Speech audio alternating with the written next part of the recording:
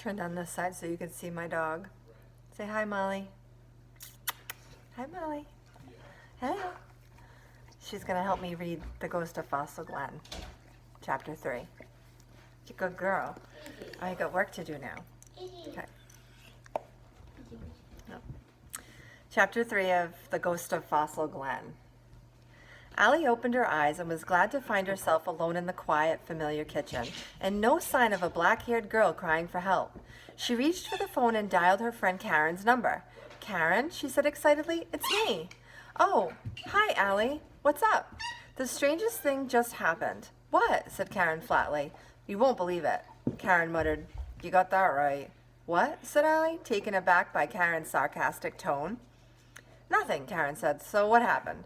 Allie was so eager to tell her story that she went on, despite Karen's odd remark. "I was in the Glen today looking for fossils."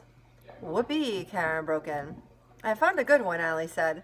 "That's what you called to tell me?" asked Karen. She doesn't sound like a very good friend. "No," said Allie, "I'm getting to that. I climbed up the cliff pretty high, and I got stuck, and this voice spoke to me and told me how to get down. And then when I got home, I heard it again, and—" "Who was it?" asked Karen, sounding faintly bored. "That's what's so strange," Allie said. "There wasn't anybody there." She paused dramatically, waiting for Karen to react with interest to this startling news, or to ask a question the way Dub had. The pause grew longer. Finally, Karen said, "Here we go. Now you're hearing voices." Allie stared at the phone, bewildered. "What do you mean?" she asked. "Oh, never mind," said Karen breezily. "Forget I said anything." "Wait a second," Allie insisted. "What do you mean?" "Really, it's nothing," said Karen. "Just something Pam and I were talking about after school." "You were talking about me?" "Yes." Allie could feel her heart pounding unpleasantly. What were you saying?" she managed to ask. "Well, nothing personal, but we're saying how you always, "What?" stammered Allie. "You're, like, such a liar." Allie's cheeks flooded with a mixture of surprise and embarrassment. "I am not," she said loudly. Karen went on as if Allie hadn't spoken. "I wasn't going to say anything, but since you insisted, I'll tell you. We're totally sick of the way you act like everything is so exciting and amazing and interesting all the time. Like there's anything exciting or interesting going on around this boring place." I don't know what you mean." Allie's voice was almost a whisper. "Come on, Allie, sure you do. Like today at lunch, all that stuff you were saying about Miss Gillisby and Mr. Pinckney and Mrs. Hobbs." Allie thought for a moment. She and Karen and Pam had been sitting together in the cafeteria. While they were eating, Miss Gillisby, the school principal, had walked through the room. Karen had made a remark about Miss Gillisby, red high heels and her long red lacquered fingernails, and Allie, agreeing that Miss Gillisby was awfully glamorous for a principal, had suggested that perhaps the leader of their school was truly an heiress disowned by her wealthy family because they disapproved of the man she wanted to marry. Then Allie recalled she had jokingly said that maybe Miss Gillisby's fiancé disappeared as soon as he found out she'd lost her money, and that was how she had ended up as a principal of Seneca Heights School. "But Karen," she protested, "I was just kidding around. We all were." Her voice fell off, full of doubt and confusion. "At least I thought we were." "What about Mr. Pinckney?" Karen asked accusingly.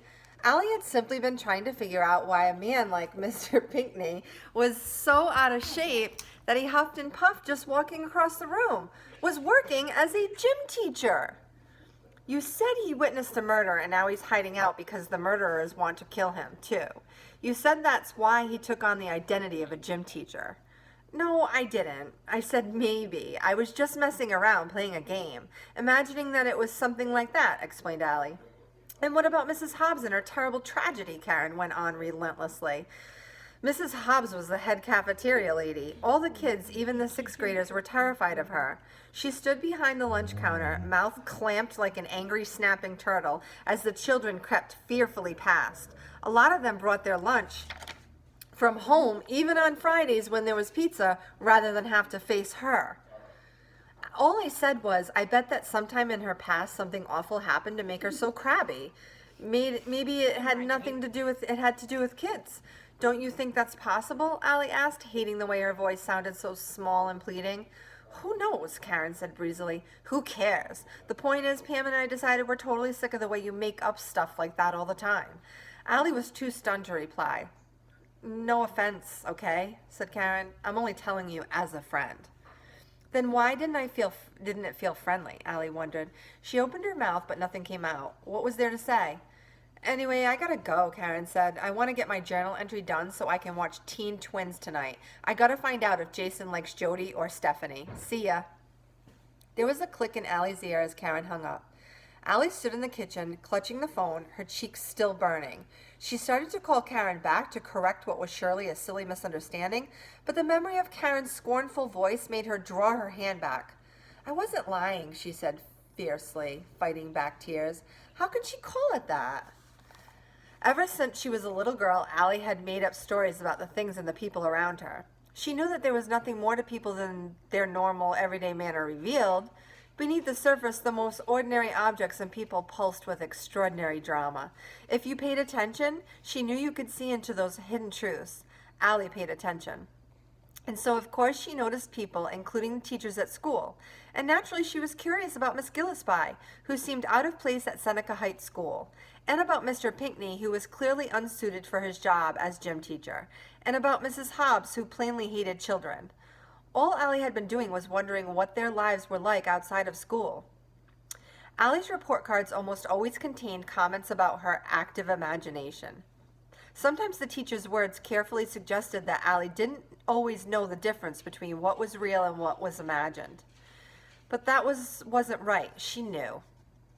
Angrily, she brushed the tears from her eyes, glad that Karen wasn't present to see the effect of her words. Karen was popular, and Allie considered herself lucky to be among Karen's small group of chosen friends. But it was confusing, too. Having friends was supposed to make you feel good. Still, lots of times when Allie was with Karen, she felt the way she did now, unsure, small, as if something was wrong with her. See, Karen is not a true friend. That's why she feels that way. She thought about how she might make up with Karen at school the next day. She had noticed that Pam pretty much did whatever Karen said. If Karen decided Allie was okay, Pam would go along with her. Every night, Karen and Pam watched Teen Twins, Karen's favorite show, and every day they talked about the show and what happened on it.